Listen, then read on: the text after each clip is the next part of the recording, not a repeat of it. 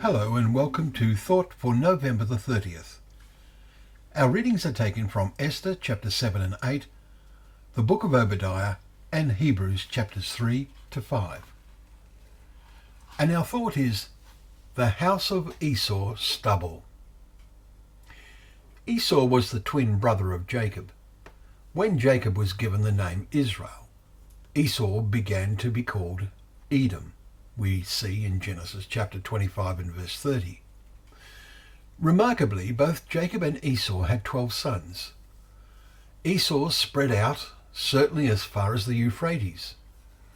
And our reading of the prophecy of Obadiah today reminded us of this remarkable situation and parallel in the picture Obadiah was given of the future. We could wish the prophecy was more explicit, but that is exactly the case with all prophecy. What we are told challenges our thinking. In verse 8 we read, "Will I not on that day, declares the Lord, destroys the wise men out of Edom?" Well, what day? Why? Because of the violence done to your brother Jacob. Verse 10. Is this the answer to why? For the day of the Lord is near upon all nations.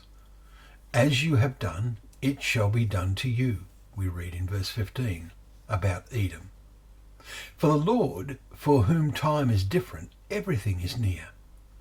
Verses 17 and 18 reveal, "In Mount Zion shall be those who escape, and it shall be holy, and the house of Jacob shall possess their own possessions again. The house of Jacob shall be a fire, and the house of Esau stubble." The return of the exiles is indicated. The exiles of the host of the people of Israel shall possess the land, we're told in verse 20. The final verse of the prophecy tells us, "Saviours shall go up to Mount Zion to rule Mount Esau, and the kingdom shall be the Lord's."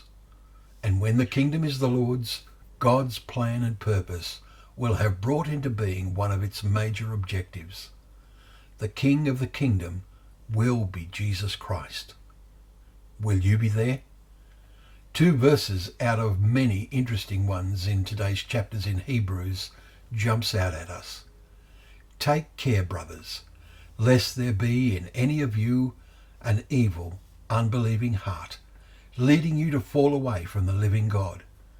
But exhort one another every day, as long as it is called today, that none of you may be hardened by the deceitfulness of sin." Chapter 3, verses 12 and 13. Are you being hardened? There are lots of factors causing hardening today, but our reading and meditation in our hearts on God's word every day provides the cure. Well, thank you once again for joining us for Thought for the Day, where together we can open up the pages of God's word, remembering that they are a lamp to our feet and a light to our path.